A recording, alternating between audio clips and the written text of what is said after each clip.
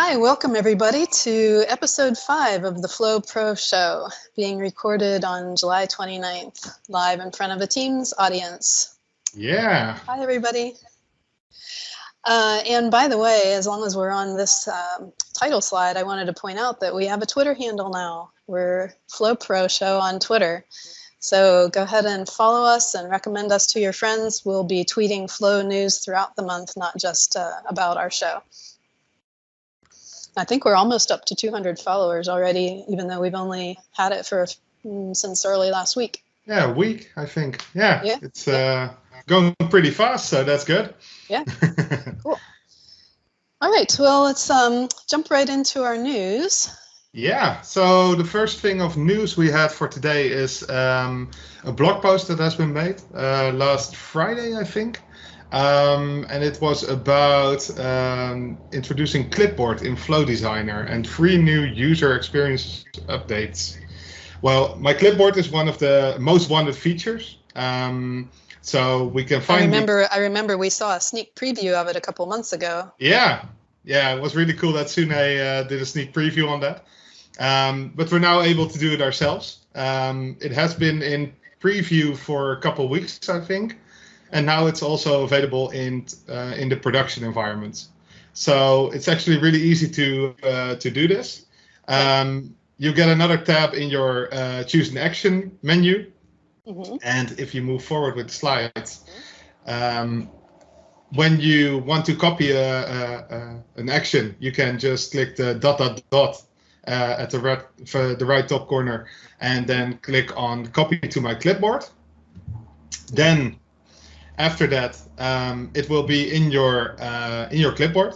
So if you move on another click. Yep, there. There it is.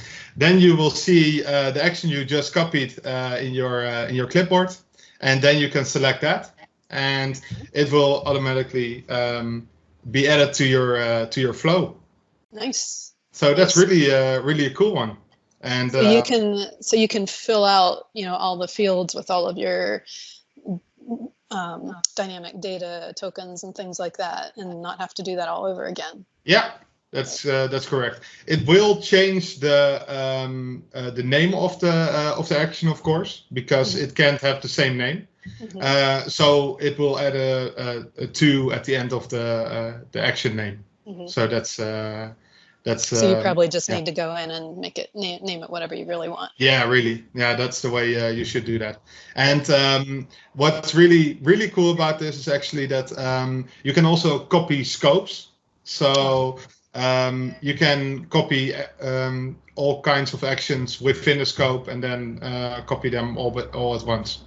So you don't have to do it one by one, but you can use it like a set of actions. Mm-hmm. So that's really cool. And in the blog article, there's actually really cool stuff in there, because there were also some Easter eggs in there. For instance, I saw something about that. Yeah, you can copy paste with a Control C, Control V, for instance, and that's also really cool. And there's some more info in there. And next to that, there were also 3 other things in that same blog post. And it's about the new Create experiences, and we already showed them a while back. Right. But I really like them now that I've been using them. Yeah. At first, it was kind of hard because you didn't really know what to pick. Mm.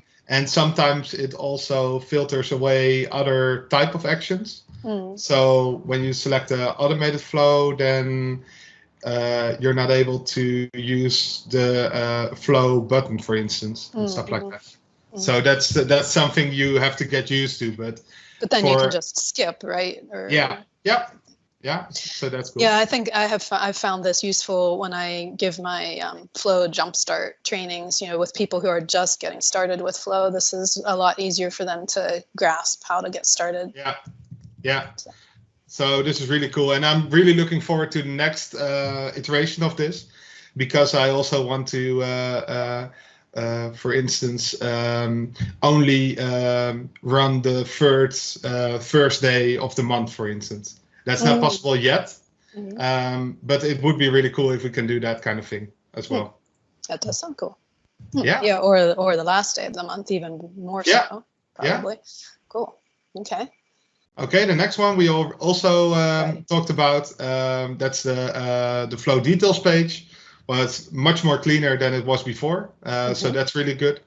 And another thing they also highlighted is the new Run Flow experience. And I think that I don't think I had actually seen before. No, a lot of people haven't seen it because I think it's not yet in production for all environments, all regions, but you have it in the preview region. So if you have a preview region available, go there and run a flow, and then you can see all the different input types. Oh, okay. And do you know the little urgent toggle stands out to me? Do you know what that means? Sorry, where it says urgent and it's a toggle. One. Yeah. Like, does that mean it's going to take precedence over maybe ones that are already? That's one of the yes no things in the input. It's just I see. It's just the input that you've set up. I see. Yeah. Okay. So that's cool. Yeah, and what's also really cool is actually that you have the review connections and actions. So if you run a flow, you can click on the review connections and actions, and then if you go to the next part, I hope I have it in there.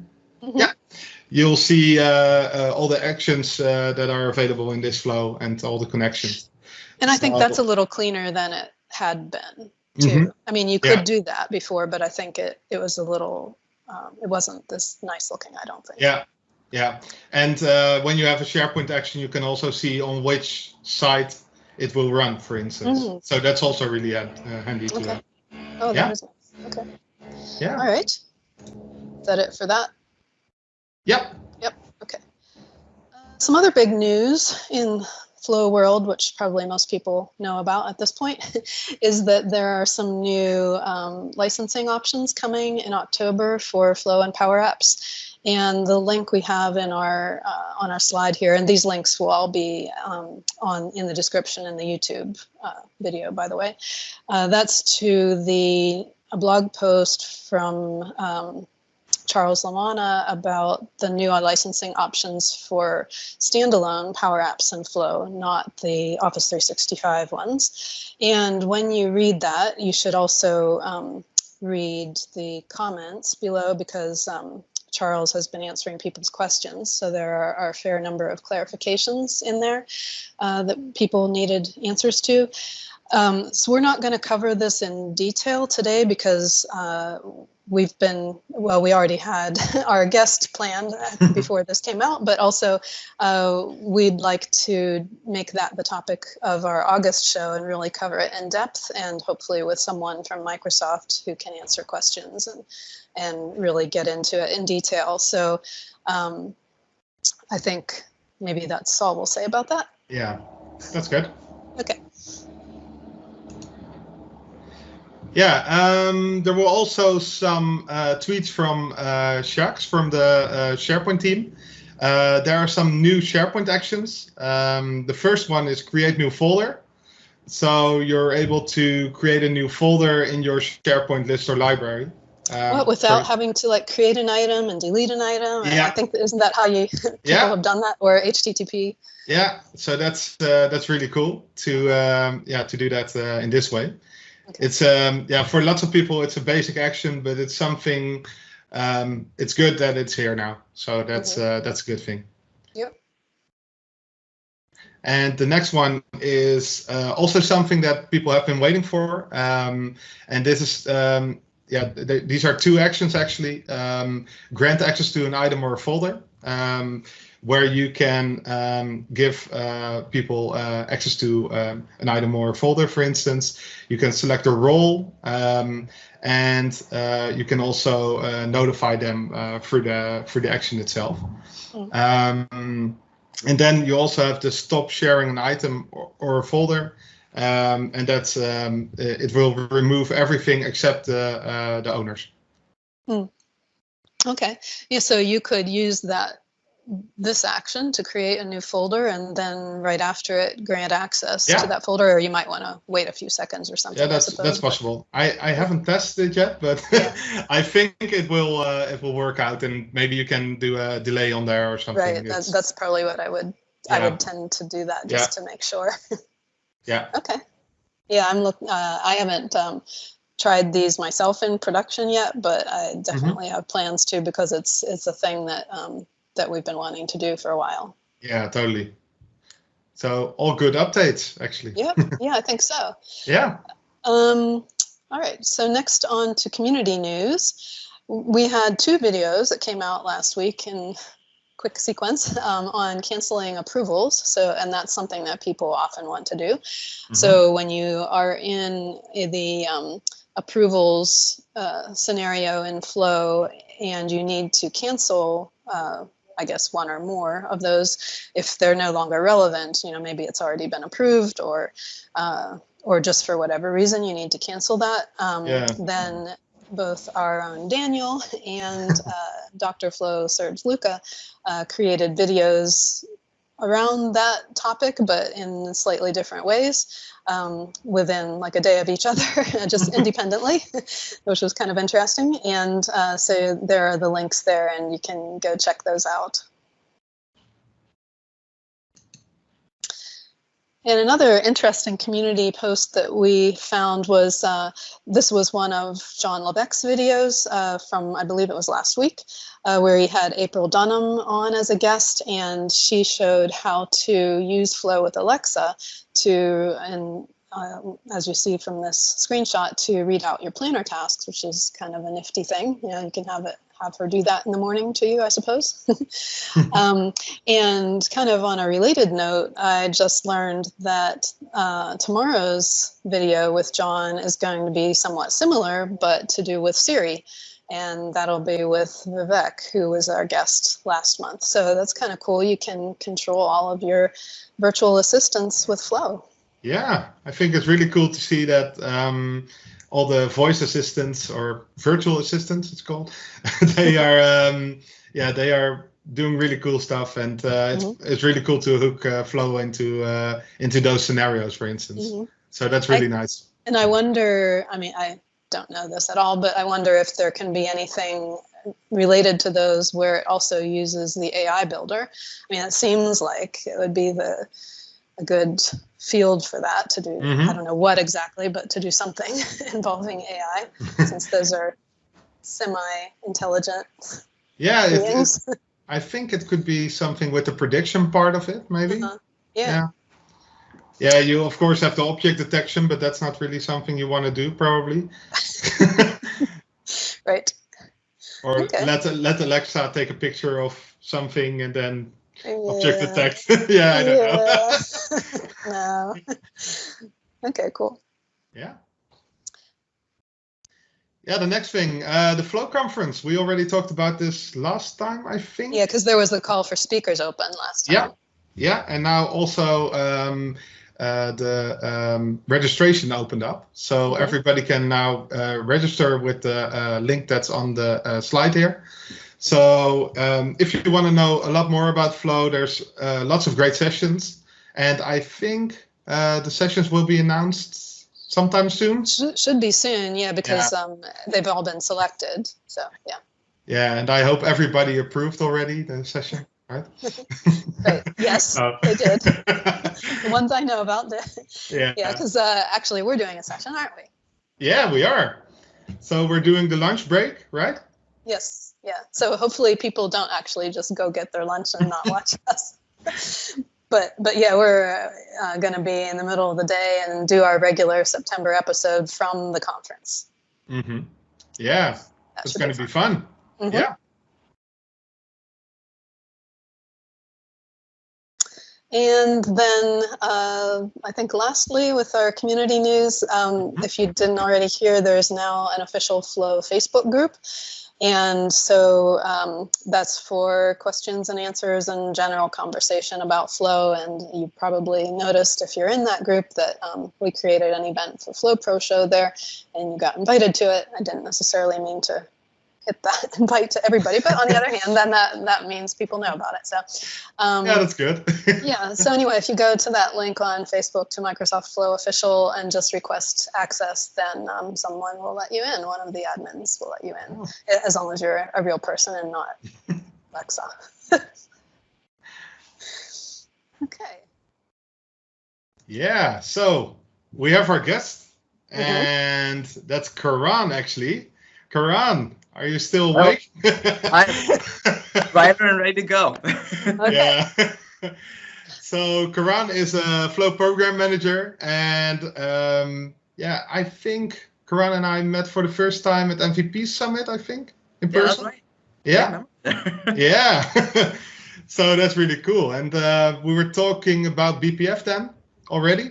That's how I know you, because you're the owner of the BPF feature. You're also working on approvals, if I'm right? That's right. Yeah, I've started driving our investments and approvals as well. Yeah. So yeah, can you tell us a little bit more about what you do at Flow Team? How you ended up at Flow Team, for instance, or yeah, Sure. you can yourself a little bit. Yeah.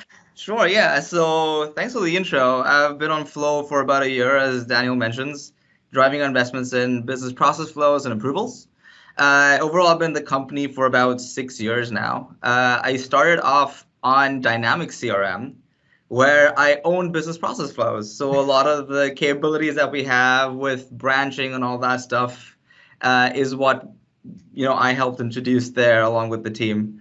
And then as BPFs moved into Flow, this is a really interesting opportunity as to how we position Flow to be a BPM player. And so that's when the conversation with Stephen arose, and he's like, you seem to know a thing or two about BPFs. And the scenarios that Flow enabled were really interesting to me. And so that's kind of how I got introduced to the team and made my way back. Nice. Cool. Yeah. Awesome. Yeah. Before you start on your segment, I was just wondering, do you have anything you wanted to say about any of the news items that we talked about? Any clarifications or expanding on any of those new features? I am actually, well, more from the new features, what I'm really excited is the videos on the Flow cancellations. Oh, okay. It's a scenario that we've heard of a lot and we need to start investing in. But B, what it shows, I think, the broader community is the fact that now that you have approvals data in CDS is the things that you can do with it. I mean, we're just scratching the surface here. The other things you can start thinking about is like, how do you report on approvals to figure out what takes long, what doesn't take long, and things like that, So I'm really excited to see those two videos come out, and I'm hoping that bootstraps the community to do even more interesting things with approval data and CDS. Great. So yeah, I'll be watching those two for sure. Okay. All right. Yeah. So what do you have for us today, Karan? Yeah, so I'm going to share my screen with you real quick. Let me know when you're able to see it.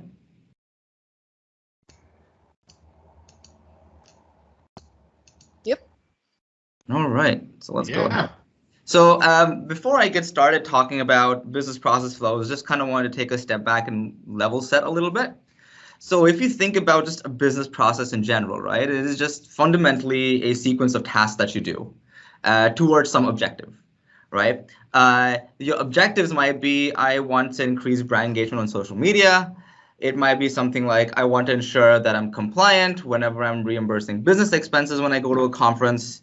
It might be to ensure that my customers have like consistent, high quality interactions with my company.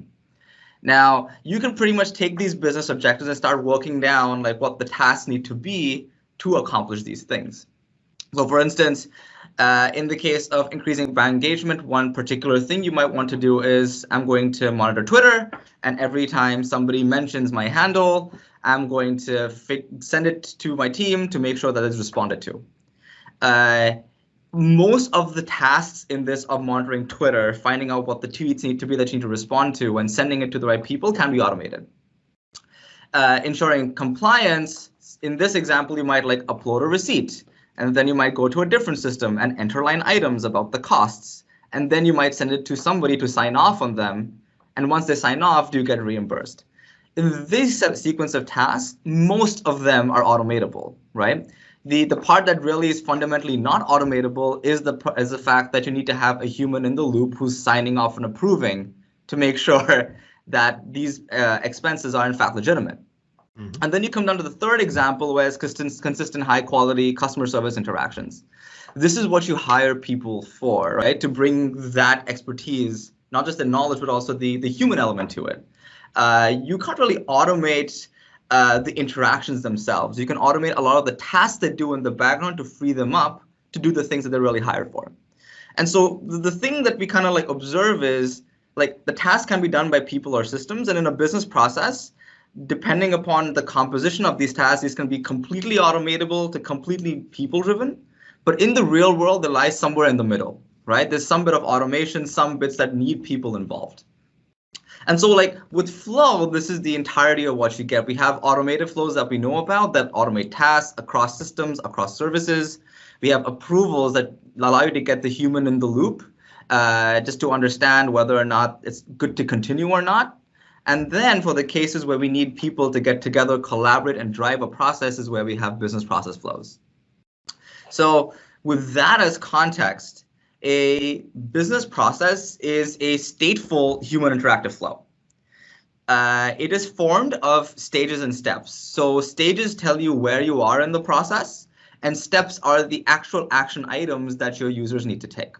So on the image on the right, for instance, the bottom right, I have a car sales process. And I can't really automate my car sales process unless I go Amazon style and start selling cars online, or Tesla style, I suppose. But here you see I have stages for qualify, which is, do you understand when the customer is looking to buy their car? Do you know what their budget is? Do you know if they want a pre-owned car or a new vehicle? If they want a pre-owned vehicle, then you ask them a set of questions that are relevant to that sale, like how many miles, what's the age of the car, things like that. So it is a very systematic way of having people who drive these tasks kind of get all of those things done. These steps in a business process can either be allow users to capture data right inside of CDS, or you can now, with the preview, trigger a flow to automate tasks. So for instance, if I'm offering a customer a heavy discount, I can have a task to request approval from my manager to say, hey, is it okay that I offer this customer this discount along with the justification? And only if they approve do I go ahead and deliver that quote to the customer. Finally, business process flows allow branching and stage gating. So in the example above, I have sort of the designer view of the business process. Here we go ahead and figure out if the customer wants to buy a new or a pre-owned car in the qualify stage. And if they prefer a new car, then we go to a stage called the new car sale, which has tasks very specific to a new car sale. Otherwise, you go to a pre-owned car sale. Similarly, you can merge different branches. So regardless of the kind of sale, the next thing you do is you deliver a quote. Along the way, you can make certain things required so that the user cannot move to the next stage unless they get those things done. So in the screenshot below, you'll notice that the budget has an asterisk, which means you can't go ahead and start pitching a car sale until you know the customer's budget. The important thing with the business process flow is that all of this is defined on the common data service. So all the data you capture is stored in the common data service. Every time you move a stage, that information is timestamped and logged in the common data service. And just like with what you guys are showing with approvals, this opens a whole world of possibilities with how you can leverage this data that is in CDS. So just to give you an example of how people are using this. So up until now, business process flows have been very deeply integrated with model-driven apps. And so the customer that we use as an example is Metrobank. They have 50 plus business process flows used across their organization. And what they're trying to do is tackle banking in a different way, which is they want to win the market by eliminating customer pain points. By eliminating things like long wait times to get anything done, complex rules that don't make sense to the customer, complex processes. One example of this is they have a business process for business account opening. So this is when somebody walks in and they want to open an account for their own business. And using a business process flow, they've been able to get to a point where it is so standardized and so smooth that whoever is walking through this process is able to sit down with a customer who walks into their location and help them create a business account enabling them to walk out with an actual card for their account in under 30 minutes. For opening a business account, this is really complicated, but they've been able to standardize that process across, delivering great customer experiences. Really cool. Yeah, it's great to see how, just by standardizing the things that people need to do, how you can really empower them to do the right things. Yeah. So as I previously mentioned, so far, business process flows have been very deeply embedded in model-driven apps. And for those of you who haven't seen it, John and I put out a video series of about 5 or 6 videos talking about, if you want to use a business process flow, the things you have to do. You first have to make the entity, you have to build the form for the entity, then you need to go ahead and build a model-driven app, then you need to go ahead and build the business process flow, add all of these things to the model-driven app, and then finally use the business process through the model-driven app. Now, don't get me wrong, there's nothing wrong with doing this, and it's enabling customers like Metrobank to do amazing things. But that's only really valuable when you have a core need for a model-driven app. But there are a whole host of scenarios where a business process is useful, but not necessarily requiring an app. For example, a process that reviews a case study before it goes on live on your site. You want to make sure that you have all the facts covered from the customer, that you have the legal permission to disclose whatever information you are about the customer and things like that. That's a scenario that's ideal for a business process, but building a whole model-driven app is a little bit overkill for that case. And so coming soon, we have a new type of business process flow called immersive business processes.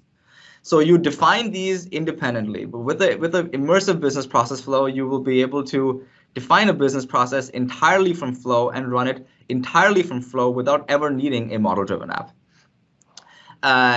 These flows or runs of these flows, you can go ahead and share them with users to assign them and collaborate with them. So for instance, if Daniel and I are collaborating on some content we want to post to the Flowbog, I can start the process and then I can share that run with Daniel to get him involved to make sure that any of his content is accurately represented in there, for instance. Oh, does it work with external users? It does not work with external users, so we'll have to share an environment. We could collaborate with it using portals, though, because again, all of the data is stored in CDS. Yeah. That's a good one. So really, it comes down to we have 2 great ways of using business process flows. In the immersive case, you build them and run them directly from Flow without ever needing a model-driven app. It's much simpler to build, much quicker to get started with. However, if you have a scenario where you already have a model-driven app and want to use a business process flow, you can use immersive or you can use the embedded experiences. So for today, I am going to give you guys a sneak peek at the immersive business process that we hope to release in preview really soon. But before that, are there any questions at all? Yeah, there are some questions. Lutz actually asked, what are the auditing options for these business process flows? Or is this targeted at customers who don't care about audit trails? Excellent. So what are the auditing options for business process flows?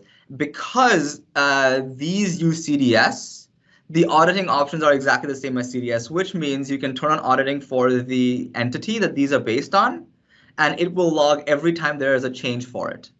So every time you change, for the immersive case, you fill in some data, and then you change some data in there, it's logged, it's audited. Every time you move a stage back and forth, that is audited and timestamped. So, the more we kind of familiarize ourselves with CDS and the awesome power that it brings, all this just kind of falls in line with it. Okay, cool. There's also another question by Sergio Luca. He asks, how can we use the new flow step in BPF? What should be the trigger? Excellent. So I have a blog post out on how to use the flow step in BPF. Note that it is currently in preview, so we are improving that experience. But for the trigger, we currently rely on the when a record is selected common data service trigger. So a couple of requirements there, and these are detailed in the blog post. The flow must be a solution-aware flow. So only solution-aware flows are available for you to add as a flow step in a BPF. And it must use the when a record is selected trigger. Okay, we can post the link to your blog post in the YouTube comments. Perfect, yeah. Notes, I should say. Oh, great. Thanks, Dan. Okay, great. Any other questions? I think we're now done with all the questions. Yep. Yeah. Cool. All right, so demo time, I suppose. Yep. Oh, boy. Yeah. We're excited. Please don't fail me. All right. So just to give you, before we get into that, so I have a business process that I built out. So I recently bought a house. And when you buy a house here, you have to go through this process of getting an inspector to come in, inspect the property so you know what you're buying, identify all the potential things that might need to be fixed or updated and things like that. So that got me thinking about a property service business process, right? What if I had a process that, you know, as I was working with this company, that they would work with me to schedule an inspector to come to my location. They would systematically go through, give me a very nice orderly report of all the things that, you know, right from the roof to the floor need to be looked at, and then offer me services to get a contractor in to come do whatever work needs to be done. So this involves sort of many different people, many different roles. And the thing that I began asking myself was, how do I standardize across these? So I built a business process flow that helps me, that helps the user guide this entire process, right from a customer putting in a request to saying, hey, I need someone to come do a site inspection, all the way through the inspector coming in, recommending changes, the contractor coming in, identifying the work, giving you a budget, doing the work, and closing it out. So I have a video already with John on building immersive business process flows. So I'm not going to get into how to build these out. The answer is it's exactly how you build any other business process, actually simpler. But what I thought I'd do for this demo is show you the art of the possible. So in addition to having all the stages in the business process, what I've done is I've added Canvas apps to help guide whatever work needs to be done in addition. Oh. So this is the overall process that I've got here. It begins with an inspection request that comes in. This could be from a Microsoft form, for example, that a customer fills out. Because this is just a record in CDS, you can use Flow to say whenever somebody fills out this form, when I get a response to it, create this record in Common Data Service and inform the appropriate sales rep, for example. This sales rep, then there's a decision step to understand whether the customer can be served. If they cannot be served because, you know, we're not in the right location or we don't have the expertise, we go ahead to this last stage where we kind of just thank the customer, but give them, you know, tell them that we can't really serve them. If they can be served, we go ahead, start scheduling an inspection. So we get on the phone with the customer, understand what their needs are deeper, schedule a date and time for an inspector to come out. Then it moves on to the inspector. So we assign the BPF to them. They are going to go through a massive list of, you know, check the roof, check the deck, check the walls, the floors, the foundation, electrical, plumbing, HVAC, appliances, everything, right? Being super thorough about it every single time. Take all the photos they need and then identify whether or not a contractor needs to come in and do work. If in fact a contractor needs to come out, then we schedule a contractor visit. The contractor comes out, takes all the measurements they need, the photos, discusses options with the client, sends them an estimate, make sure they have agreement from the customer. Then you move on to performing work and finally settling on payment. So to show you what this looks like, so we've got this BPF built out to run a business process flow. You simply go ahead, hover over the process, just like an instant flow in Flows, you simply hit the play button, and that will let you start a business process. But instead of starting a new one, I'm going to resume an existing one. So I don't know how many of you have noted, well, this is coming soon. It should be in preview already, but we have a new action items area where we consolidate approvals and business process flows. So now you have one place to see all your approval requests and all the business process flow runs that you're involved in. So I'm going to go click on BPFs, and I have this property service process for Olivia. I'm going to go ahead, click on that. And this is going to load up my immersive business process. So as you can see here along the top, here's all of our various different stages. And what I've done is I've used an out-of-the-box like standard Power Apps Canvas apps template to basically embed this site inspection app. So in this stage, I go ahead, schedule an inspection. I can make a new inspection request in this app here that's used by my inspector. Similarly, as we move on in the process, my inspector will use this exact same app to go ahead and start actually performing the inspection. So he can go ahead, edit details in here, add a little bit more description, complete all of this information in here. That's all stored in CDS, and keep moving forward. What I've further done is that I've associated relevant apps with different stages. So now when I move to scheduling a contractor visit, there's an actual a Canvas apps template for exactly this. So this is now going to load up that Canvas app, which should show up real quick. Oh, come on, demos. There we go. Which will help the contractor now come in and figure out the work that needs to be done. So let's see. That's my app loading right there. It's waiting for Power Apps. It wouldn't be a demo if it worked right the first time. Almost there. There we go. Yeah. So yeah, now we have like a cost estimator here so that the contractor who goes in, visits the customer, can go ahead, take all the photos they need, go ahead, work with the customer throughout the options, create a rough estimate. Now, if you recall, I talked about stage gating. So let's say we don't have customer agreement. If I try to move on to the next stage, it actually prevents me from doing that. So make sure that as a contractor, I'm not trying to like do any work until I have sign off from the customer that this is like the set of work we agreed to. Here's the budget and the quote that we agreed to. Similarly, when we move on to performing work now, now things are different. As you're performing work, you want to make sure that things are on track, that the customer is informed, and that you give them information about remaining, what have we spent on. And again,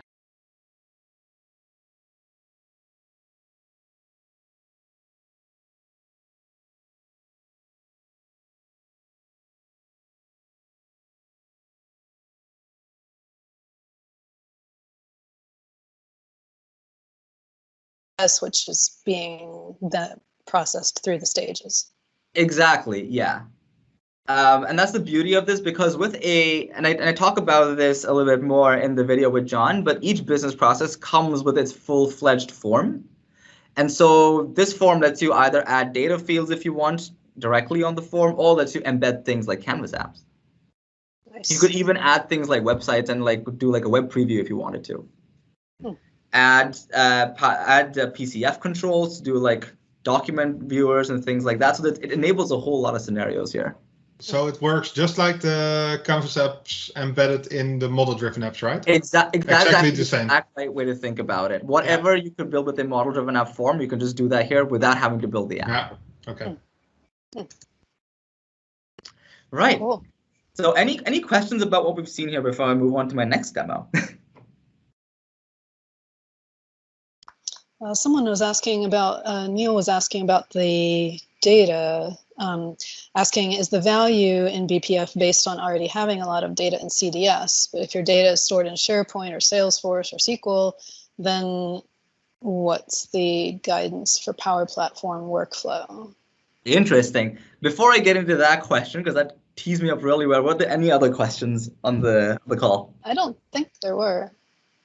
Cool. All right. So that's an excellent question, which is there value in using a BPF if all of your data lives in SharePoint? Now, in addition to just storing like these data fields in CDS, what BPFs really give you is insight into how your business process is progressing. So far what we've talked about is, you go into an organization, you figure out here are the different things, here's how we could streamline a business process. And here's how we could make sure people are tracking really well. We've seen that is successful with customers like Metrobank. But now what? Like, you've got the business process out. Is it done with value? The answer is no. Because we track every single movement across the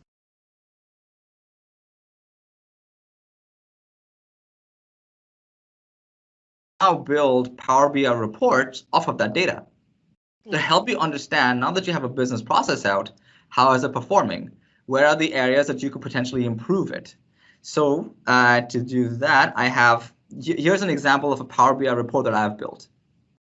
So on the left-hand side, I have a list of all the business process flows that are in my organization. I can select them individually. I can multi-select them to see how different processes work together. Along the top, I have just some high-order information of like how many runs, how many are active, how many are finished, how many abandoned. On average, how much time I spent in the process.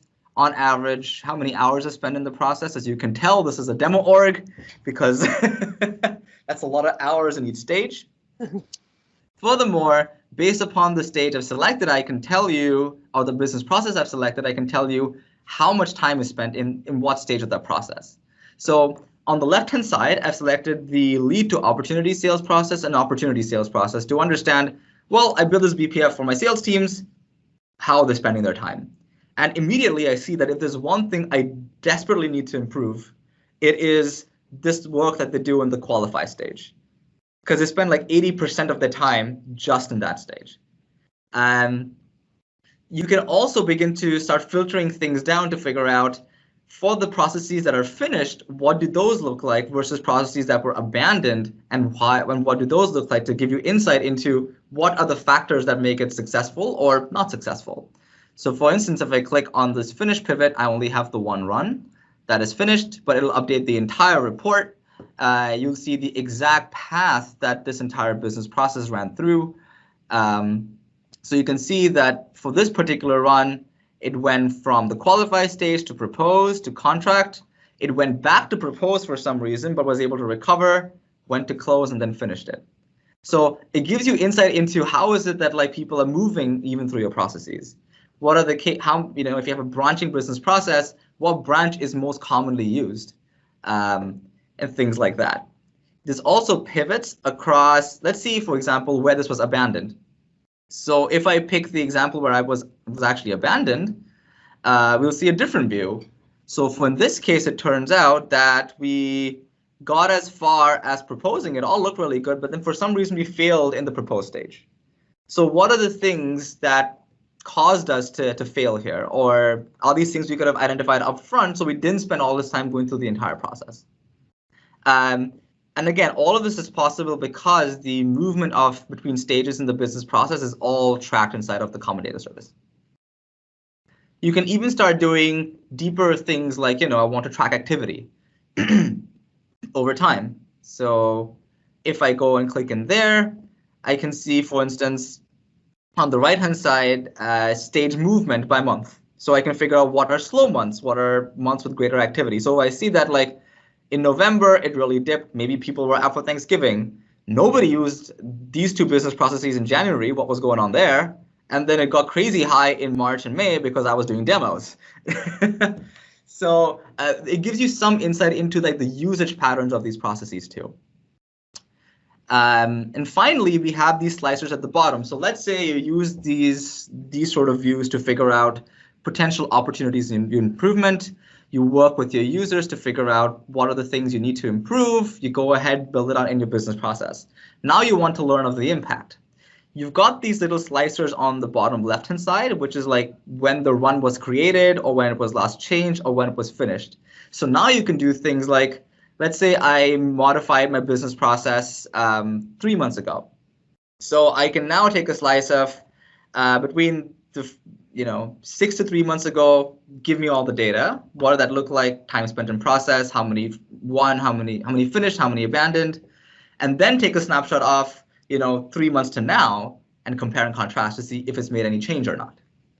And so in a very long-winded demo involved answer to Neil's question, there is value in using a business process simply because it gives you insight into how people progress through it, even if all your data is stored in SharePoint. Cool.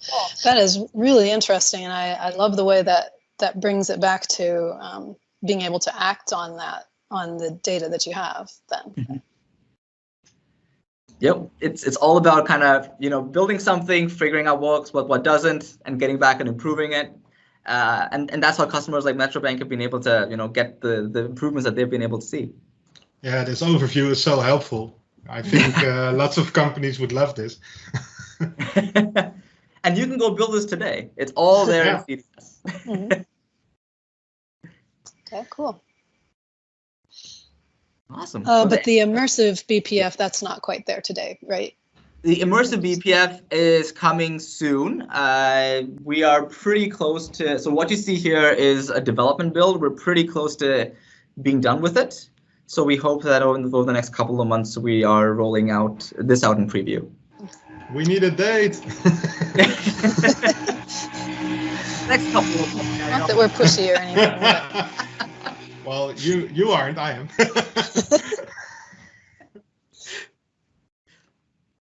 All right. Anything else for us, or? No, unless there are any other questions or anything the community would like to see, I'm more than happy to talk about it or show things up. There are some questions. Serge had another question. He talked about if we can have the equivalent of folders like SharePoint document sets in CDS.